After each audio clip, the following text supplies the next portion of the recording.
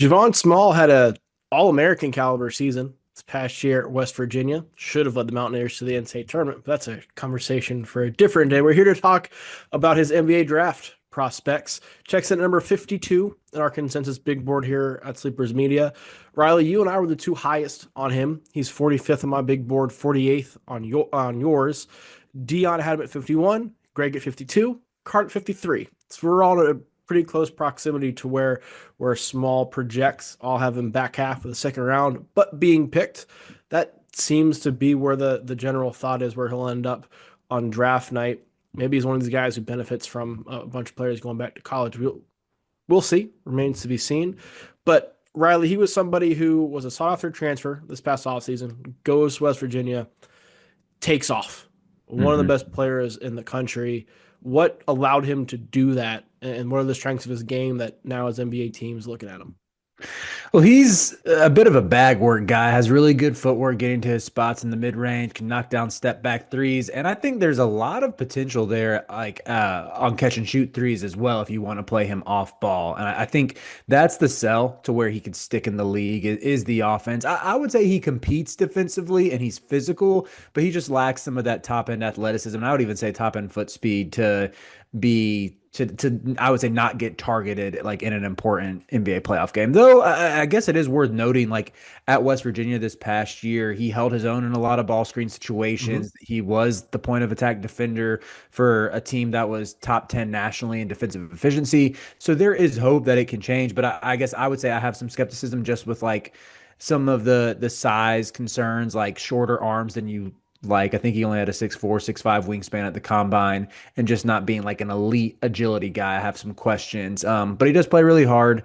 And I would even say, like, conversely, on the offensive side of things, to speaking about his ability to get to spots in the mid range or to knock down step back threes or to just create space in general, he's a pretty good playmaker out of ball screens as well. Like, he averaged over 5 assists per game. And uh, they weren't always like he had some wow passes in his bag, like some times where he would pass guys open. It doesn't seem like to me, it's just a difference of when it's like, okay, this guy is a transcendent level Mm-hmm. passer with just top notch feel versus someone who can sort of do it in spurts and might have good numbers, good assist numbers because they have the ball in their hands a lot. And I would put Small probably in that latter category. Yeah, he strikes me as somebody who is good at a lot of things. hmm And I don't know if he's necessarily great at anything, but the amount of things he's good at coupled with almost his craftiness. Like Yeah. he's not crafty like the YMCA old guy who plays in your rec league kind of way, but crafty in the way that he's not an overwhelming athlete, but still gets to do whatever he wants to do. hmm Right. Yeah, I think that's a really good way to put it. Sort of a jack of all trades. And I don't know, as I'm like hashing this out with you, thinking more about like the playmaking side of things, he is a good playmaker, but I would still think of him more like when the ball is in his hands, he's looking to score. Yeah. Like that sort of seems to be more of his default mode is like, hey, I'm gonna go ISO, I'm gonna go one on one, I'm gonna get us a bucket. And if I can make a play out of a pick and roll and find an open man like around the basket, so be it, but I'm looking to score first. Yeah, that seems to be what his role or what his game is best at. What about the weaknesses in his game? And we kind of touched on just not necessarily great at anything and not a super athlete. But what else is on that list for you and why he's a second round guy instead of a first round guy? Yeah, I would say that some of the weaknesses, like just the lack of explosiveness in the first step. And I think he measured 6'1" without shoes or 6'1.5". So let's say he's listed at 6'4", like had pretty good size. And I would say played bigger than that too when you watch him. But his numbers at the rim weren't what you would like for someone of his size. I think that kind of speaks to some of the lack of the verticality. And like for instance, he took more threes than twos last year, and got this stat from our guy Urson Demir. I know who's a fan of the program, but he shot under 21% of his attempts were at the rim, and that to me is like you see him settle for a lot of jumpers, and it's great when he's on. But I just fear stepping up in competition against bigger, more athletic defenders, you're just not going to see the same electric moments that you did at West Virginia. Yeah, that's the fear. We're gonna go into our sync categories. Talk about Javon Small. We do this for all of our top 80 prospects on the Sleepers Media Consensus big board. First one we're going to talk about is just the one word to describe his game. You're going to give a word, Riley. I will give a word, and then we will discuss it. So, what's your word for Javon Small? My word is ISO. My word is tough. Let's get the ISO. Because I feel like his best moments at West Virginia, like when they beat Iowa State, when before Iowa State had all their injuries, it was just like clear out and let Javon Small go make us a play. And I do think if you want him to stick in the NBA, the vision for that is he is a self creator, and maybe just maybe with a little added work, more reps or whatever, strength training programs, he can fix some of the lack of explosiveness issues.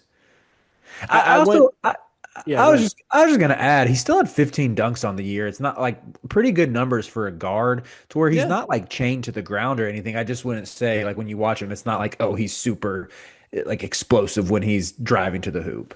a lot of times those like shot creators that don't have prototypical size have to be superior athletes, Right. and Small's a good athlete, hmm not a great one, but a Yeah. good one. Yeah. I went with tough because of there is some power to his game to get to his spots and get hmm what he wants to have done. I think he's tough to guard. I think he's mentally tough the way he just kind of carried that West Virginia team last year, particularly after Tucker DeVries went down and it was just Javon Small for the rest of the season. But yeah, a lot of ISO too. A lot of ISO too. Do you think he's more likely to hit his floor or his ceiling in the NBA? Said floor just without like elite size or elite athleticism. I think it just when you factor that in for guards in general, it's probably a safer bet for floor. I'm on the same page with you. I'm not gonna hammer home too much more on that. The ceiling could be, a pretty good player in the NBA for a long time, but the floor is, maybe out of the league pretty quickly. And with where he's hmm projected to go, I think where he lands is going to matter a lot because he's going to need some opportunity. hmm So I'm with you. where could he get that? Where would be the best fit for him? Brian, what team do we send every mildly productive guard to? I send everybody to the Nets. Oh, I said with a lot of these videos we've sent like every guard. It's like okay, you averaged 60 points a game last year. Welcome to the Suns because they just need guards. So That was what I had too. They oh, let's they go. need depth and they need guards. If you shot 35% from three and scored 60 or more a game and you're a guard, welcome to the Suns. You're a good fit there. This is I'm gonna draw some parallels with my best case comp for Javon Small with where he could end up with the Suns. But yeah, I have the Suns as well. Need guards, need depth. hmm There's your opportunity. Now, in 5 years, we have different options we could pick from for where Javon Small and all of our other prospects could be 5 years from now. So if we're looking back on the in 2030, good lord, and we're looking back on the draft, is Javon Small an All NBA player, an All Star, a starter in the league, a bench guy? Has he been relegated to the G League? Is he playing overseas, or is he hosting a podcast like us? I said G League. I said overseas. Do you have any reasoning in particular for overseas? I'll get to that in a little bit. Okay. I just said G League. To me, I don't know, man. I think like I feel like it might come across like I'm harsh on Javon Small. I think he was a real like he was one of my favorite players in the country to watch this year. I think there's a world in which, like one of the biggest his viral moment from the combine was he knocked down 47 straight threes.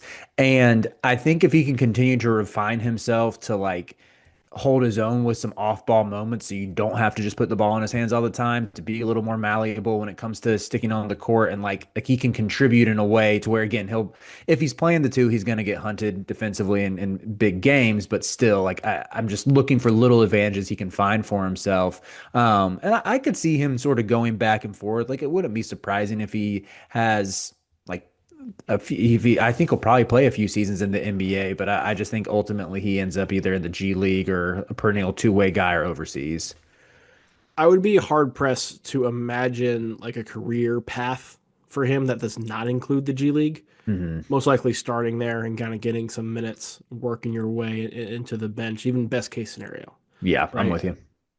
But I think 5 years from now, a lot of good players kind of get into this predicament where it's do I stay in the G League and want to get called up and get a 10-day and get lucrative, or do I make more money overseas than playing in the G League and just hmm fully embrace playing in EuroLeague?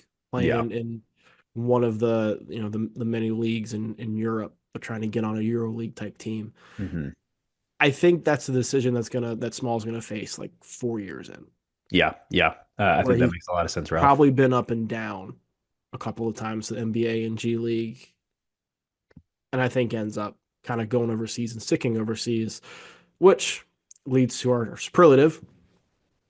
We're giving all of our top 80 prospects a yearbook like superlative for this rookie class, where they're the most likely to do whatever from this class. So, Riley, what did you have for Javon Small? Okay, hear me out. Apologies, JK. This is a very long superlative. I trust your judgment in cramming it into a graphic. He is most likely to be used in an argument as to why a European league is strong when one of its players goes the college route. So like imagine this. Let's say he's playing in the ABA, the Adriatic League, Yep. and there's a guy from KK Megabets who commits to play at Kentucky. And Kentucky fans are discussing, like, oh, we just signed this wing from Megabets. Oh, what's the ABA like? Oh, Javon Small, remember him? He was an All-American at West Virginia. Oh, he's averaging 15 points per game here. Oh, like if our dude is doing well in the league where Javon Small is like playing really well, that's a pretty good sign for us. That's the type of player I think he is. I said he's most likely to win a Euro League MVP. Look at us, same wavelength, same Yeah. wavelength with Euro. This kind of goes in like I think we get into this mode where like if you go overseas you failed. You can make a very good career overseas. A lot of guys, a lot of Americans have gone overseas, made very good careers for themselves and become legends in Europe and basketball. I think Javon Small could be on that path. Hmm. The athleticism is not going to be a factor over there. Like he's going Right. to go to Europe, and if he is there, he's going to be one of the more athletic guys. Yeah, for Couple sure. that with his skill and the shot creation, like he is one of the talent level where he would be a European team's focal point if he continues to Hmm. improve the next 3 4 years, Agreed. right? Yep. So Yep. I think he would be most likely to win a EuroLeague MVP from this class. Let's say he stays in the NBA though. Best case scenario works out for him. What would be the trajectory? What is the player comp for the best case scenario? Yeah, my best case is Cole Anthony. I went Scottie Pippen Jr. and I feel like we went there for the same reasons. Yeah, with Cole, my thought process was like a guy who really wants to go ISO, break you down, score one on one, take some tough shots. Sometimes they fall, sometimes they don't, but can also sort of double as that pick and roll playmaker. And like Cole Anthony scored 16 a game for the Magic when they were really bad. Like that wouldn't be all that surprising if Javon Small scored 16 a night for like a lottery team and then was playing like 10 minutes for whenever that team became good or something. Yeah, I like that a lot. I like that a lot. I Thank went you. with Scottie Pippen Jr. I think the college careers are very similar, where Hmm. you were like the do everything point guard for a bubble team, essentially. Pippen, Yeah. Pippen was that at Vanderbilt, Small was at West Virginia. You get into the league, and there's questions about whether you're going to stick. And Pippen has now carved out a really good backup role in Memphis. He just scored 30 in a playoff game, Hmm. and he's still pretty young in his career. Like I think the trajectory is there. I think for Javon Small, that's what you're trying to get into. And I think this is why I went with Suns for best team fit. Like Scottie Pippen kind of came in. Scottie Pippen Jr. I have to be careful here.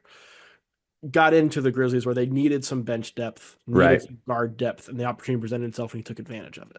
Right. I think that's the case with Phoenix, where there's the opportunity for him to take advantage of something. So all plays together here. Yeah, that makes a lot of sense. I definitely like the reasoning behind that. What about your worst case? Worst case is a name you'll be very familiar with, Ralph. It's Grant Riller, Okay.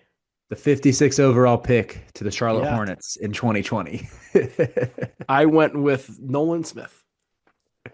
Wow, okay. I like explain Nolan first.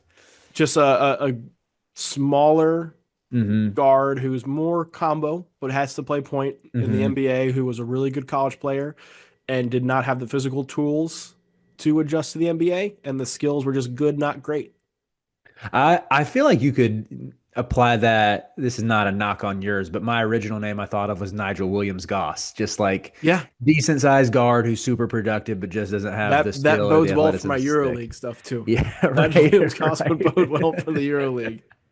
But I said Grant Riller, one, because I know I was doing the show with you. I thought Grant Riller was going to be a stud. I was kind of amped when the Hornets took him.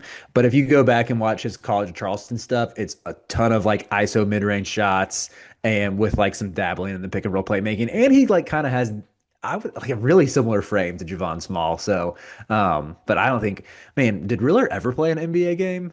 Like, there's no way he I think played more he than. he was with the Hornets. All right, so he definitely suited up multiple times. I'm gonna look this up on the fly. How many Grant Career Riller? 7 games. Jeez, Yeah, dude. Maybe Smalls isn't that bad. it was How in the many? 2020.